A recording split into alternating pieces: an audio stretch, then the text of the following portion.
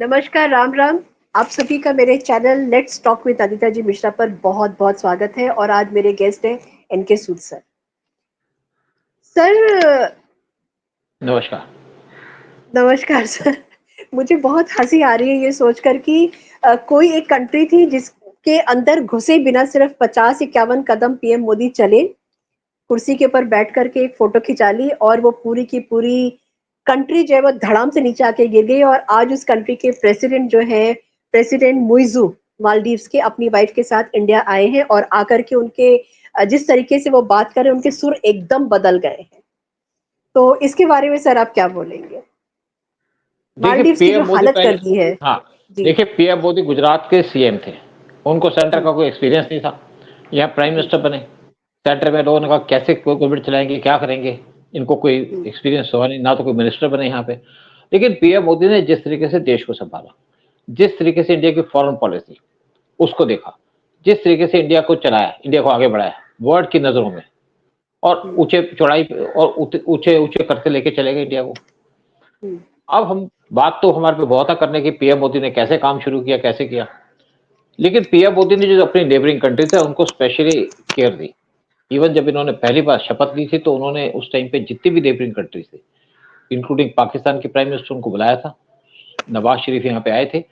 और जितनी भी हमारे ओशन के अंदर कंट्रीज हैं, मालदीव, मॉरिशस, सेशल्स, तीन हमारे बैकयार्ड पे हैं, इनको बुलाया क्योंकि हमारी सिक्योरिटी के लिए सारे इंपॉर्टेंट है। श्रीलंका को भी बुलाया था, नेपाल, भूटान थे ही वहां पे।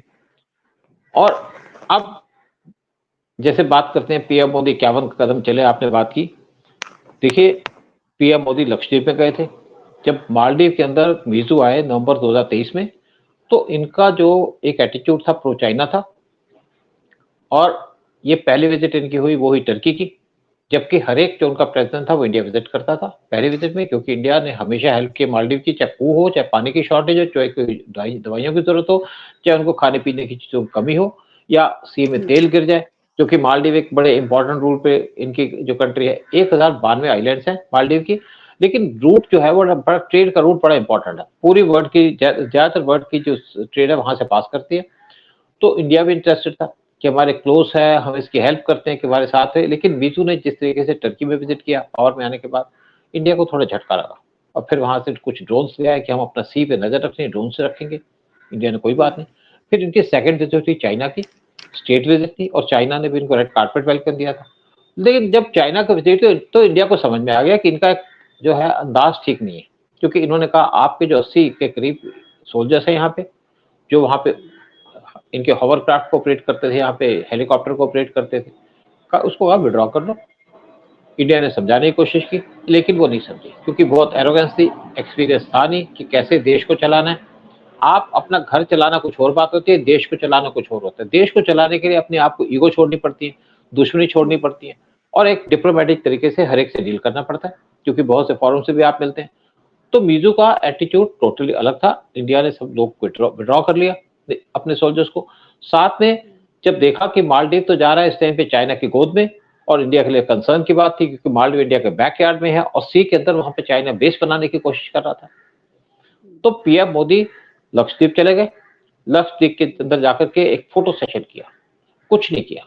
हम्म, उससे मालदीव भड़क गया, उसके लोग भड़क गए कि ये तो, क्योंकि इनका पर्पस था लक्षद्वीप पे जाने का, दो पर्पस है। एक, लक्षद्वीप को एक बनाया जाए एज ए टूरिस्ट हब। और अगर लक्षद्वीप के अंदर टूरिस्ट आते हैं तो मालदीव के अंदर जो टूरिस्ट आते हैं कम हो जाएंगे। यही पीएम मोदी का पर्पस था। क्योंकि मालदीव के अंदर हर एक साल इंडिया के 2 लाख टूरिस्ट आया करते थे, और सबसे ज्यादा टूरिस्ट आते थे इंडिया से। हमारे बॉलीवुड के लोग भी वहां जाते थे, कोई शादियां भी करते थे, कोई फंक्शन भी किया करते थे।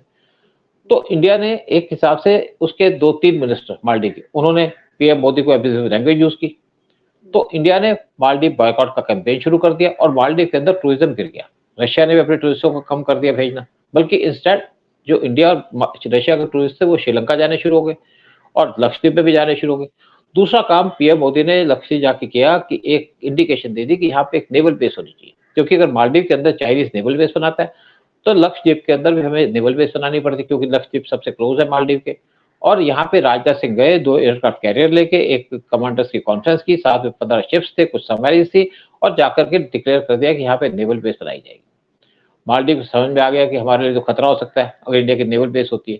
इन द मीन टाइम मार्च के महीने में इंडिया ने मॉरिशस जो इंडियन ओशन के अंदर है, वहाँ पे भी एक नेवल बेस बना दी उनकी अगलेगा आइलैंड के ऊपर, जो मालदीव ने इंडिया को दे दी, जो मॉरिशस ने इंडिया को दे दी। तो मालदीव को एक और खतरा लगा।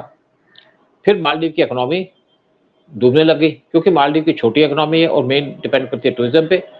इंडिया ने अपने बजट के अंदर जो नेबरिंग कंट्रीज है उनके लिए पैसा रखा है, छोटी छोटी कंट्रीज है, और 80 करोड़ 800 करोड़ रखा था मालदीव के लिए, वो भी इनको देते रहे।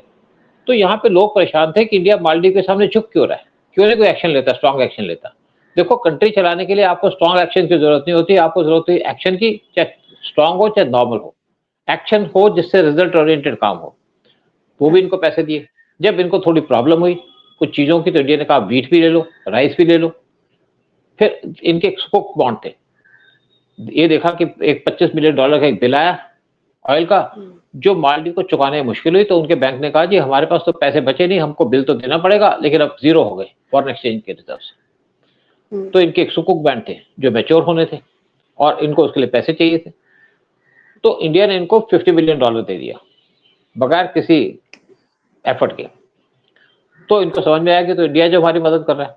और जब इनके वहां पे फॉरेन एक्सचेंज की रिजर्व की कमी हो गई तो वहां पे लोगों ने शोर बजाना शुरू कर दिया कि ये तो डूब रहा है मालदीव।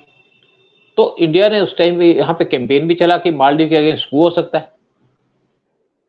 तो इंडिया ने इनको जब $50 मिलियन दिए तो इनकी सिचुएशन स्टेबल हो गई, क्योंकि अब देखा मालदीव ने कि मेरा मदद तो इंडिया ही कर रहा है और कोई तो आ नहीं रहा मेरी मदद करने। चाइना तो सिर्फ बातें करता है, चाइना दे देगा पैसे, लेकिन चाइना जब देगा तो कुछ आपसे बदले में लेगा। इंडिया ने तो बगैर कुछ मांगे कुछ दे दिया। और इंडिया ने पहले मालदीव की बहुत मदद की है। जब यहाँ पे एक बार कू हो गया था, राजीव गांधी इंडिया के प्राइम मिनिस्टर थे, तो मालदीव ने उस टाइम पे बात की यूएस से कि हमारे यहाँ कू हो गया, हमें सेव करो। तो यूएसए ने कहा हम तो बहुत दूर है। फिर ये गए पहुंचे श्रीलंका के पास, श्रीलंका ने कहा हमारे पास तो कोई कैपेबिलिटी है नहीं। फिर ये पहुंचे पाकिस्तान के पास, पाकिस्तान ने कहा हम भी कुछ नहीं कर सकते क्योंकि ये लोग किसी के हेल्प तो कर नहीं सकते। तो पाकिस्तान ने मना कर दिया। सिंगापुर से कहा, उसने अपने हाथ खड़े कर दिए। तो इन्होंने यूके से, ब्रिटेन से कहा कि हमारी हेल्प करो। तो उस टाइम पे मार्गरेट थैचर थी ब्रिटेन की प्राइम मिनिस्टर। उन्होंने कहा भाई हम भी दूर हैं, आप जाइए इंडिया से क्यों नहीं मदद मांगते। तो उन्होंने पीएम मोदी को, पीएम जो हमारे राजीव गांधी, उसको फोन किया। तो राजीव गांधी ने इमीडिएटली एक्शन ले लिया और 200 कमांडो भेज दिए मालदीव के अंदर और इनके कू को नाकाम कर दिया। जब यहाँ पे पानी की शॉर्टेज हो गई तब भी इंडिया ने इनको मदद की थी। तो शायद बीजू को याद आया कि इंडिया सब टाइम पे मदद करता है। एक बार एक किसी कोई टैंकर है उसका यहाँ पे पेट्रोल गिर गया तो भी इंडियन ऑयल की शिप्स गए उनको साफ करने के लिए। तो अब बीजू ने जब देखा कि इंडिया मदद कर रहा है तो उनको शायद अपनी गलती समझ आ गई। वैसे पीएम मोदी का जब स्वेरिंग इन सेरेमनी तब भी पीएम मोदी ने इनको बुलाया जून के अंदर और ये आए भी थे। उसके बाद अगस्त में एस जयशंकर वहां गए थे क्योंकि हम ये चाहते थे कि इसको सबक तो सिखा सकते हैं लेकिन हथौड़ा मार के नहीं, प्यार से समझाएं सबक। और वैसे समझाएं उनको। जैसे एक बार गरसेटी आ रहे थे यूएस के एम्बेसडर इंडिया के अंदर जो एंटी इंडिया थे, तो किसी ने एस जयशंकर से कहा कि गरसेटी आ रहे हैं वो तो एंटी इंडिया है। तो एस जयशंकर ने कहा कि आने दो, बैठेंगे, बात करेंगे, समझा देंगे, और समझा दिया उनको। तो इसी तरीके से अब बीजू को भी समझ में आ गया। तो अब इंडिया के अंदर आए हैं क्योंकि उनको इंडिया से फाइनेंशियल हेल्प चाहिए। इंडिया ने $500 का एक पैसा रखा हुआ है जो इंडिया इनके लिए रखा हुआ है कि आप ले सकते हो हमारी परमिशन से अगर आपके पास फॉरेन एक्सचेंज की प्रॉब्लम हो, यानी कि फ्री फ्लो मनी। और साथ में $400 मिलियन वो रखा है कि एक्सचेंज पे आप यूज कर सकते हो, यानी कि आप लोकल करेंसी दो, डॉलर्स ले लो। तो मीजू इसलिए आए कि इंडिया से पैसा ले लें। लेकिन सबसे बड़ी बात उन्होंने की कि अब हम इंडिया को, किसी भी कंट्री को यहाँ पे इंडिया के खिलाफ यूज करने के लिए जगह नहीं देंगे। जो इंडिया चाहता था कि अब, यानी कि जो चाइना को बेस बनाने की बात थी वो बात नेगेट हो गई, यानी कि अब चाइना यहाँ पे अपनी बेस नहीं बना पाएगा। और बीजू का इंडिया के अंदर विजिट करना 5 दिन की, वो भी अपनी वाइफ के साथ, एक बड़े इंपॉर्टेंट सिग्निफिकेंट डेवलपमेंट है। और आज उनकी मीटिंग होनी है पीएम मोदी से। पीएम मोदी उनसे एश्योरेंस करेंगे कि जो चाहिए ले लो, क्योंकि हम छोटी छोटी कंट्री को आंख नहीं दिखाते, बड़ी कंट्रियों से डरते नहीं है, छोटी को आंख नहीं दिखाते। ये पीएम मोदी की पॉलिसी। और बीजू की जो विजिट है इंडिया के अंदर उनके लिए हेल्पफुल है और हमारे लिए बड़ी इंपॉर्टेंट है। बिल्कुल। आगे बढ़ने से पहले आप सभी को नवरात्रि की बहुत बहुत शुभकामनाएं। और चैनल को लाइक करिए, सब्सक्राइब करिए और शेयर जरूर करिएगा। तो सर, जो नॉर्मल एक प्रोसीजर होता है, एक नॉर्मल फैशन होता है कि बाइट ज़रूर दी जाती है, तो उसमें प्रेसिडेंट मोइज़ू ने एक अपने बाइट में बोला है कि डिफेंस कोऑपरेशन बिटवीन देम, मतलब India and Maldives will always be a priority. क्या उनको अकल आ गई है? अब उनको सबक मिल गया है इस चीज़ को लेकर के, क्योंकि डिफेंस की बात भी अब वो कर रहे हैं। देखिए, बिल्कुल है। देखिए, क्या था कि जैसे हमारे यहाँ पे कुछ लोग बैठे थे डिफेंस के, हम यहाँ की मैपिंग भी कर रहे थे किसी की, लेकिन एक हुँ, इंसिडेंट सामने आई थी। वो इंसिडेंट थी एक चाइनीज़ स्पाई शिप, वो चला गया श्रीलंका के अंदर। जब इंडिया ने श्रीलंका हुँ, पे प्रेशर डाला, तो श्रीलंका ने हुँ, कहा उस स्पाई शिप को अपने आइलैंड पे आने नहीं दिया। तो मालदीव ने उस स्पाई शिप को, चाइनीज़ स्पाई शिप को अपने आइलैंड में आने दिया और बाद में वो मालदीव के वाटर में भी घूमता रहा। वो वहाँ पे पूरी सर्वे कर रहा था, फ्यूचर के लिए भी। तो इंडिया को लिए कंसर्न तो था, जो यहाँ पे मालदीव के अंदर सिचुएशन हो रही थी। लेकिन अब हुँ, मालदीव ने जिस तरीके से कह दिया डिफेंस कॉपरेशन, यानी कि अब वो हुँ, दोबारा से चाइनीज़ स्पाई शिप को अपनी कंट्री में आने नहीं देंगे। आएँगे तो हुँ, उसको वो काम नहीं करने देंगे जो करना चाहता है। और साथ में क्योंकि मालदीव इंडिया के बैकयार्ड पे है, इंडिया के लिए इम्पोर्टेंट है हुँ, और यहाँ पे सर्वे अगर किया जाएगा तो इंडिया के द्वारा किया जाएगा और वो दोनों सारी इन्फॉर्मेशन दोनों कंट्रीज़ के बीच में शेयर की जाएगी। यानी कि डिफेंस कॉपरेशन है, बड़ी इम्पोर्टेंट चीज़ है। यानी कि अब जो हुँ। यहाँ पे बेस बनाने की बात थी चाइनीज़, वो खत्म हो चुकी है और इंडिया मालदीव दोबारा से इंडिया के लैप में या इंडिया के कैंप में आ चुका है और ये इंडिया के लिए बड़ी जीत है, डिप्लोमेटिक जीत है और साथ में हमारी एक डिफेंस की भी जीत है। बिल्कुल, बिल्कुल।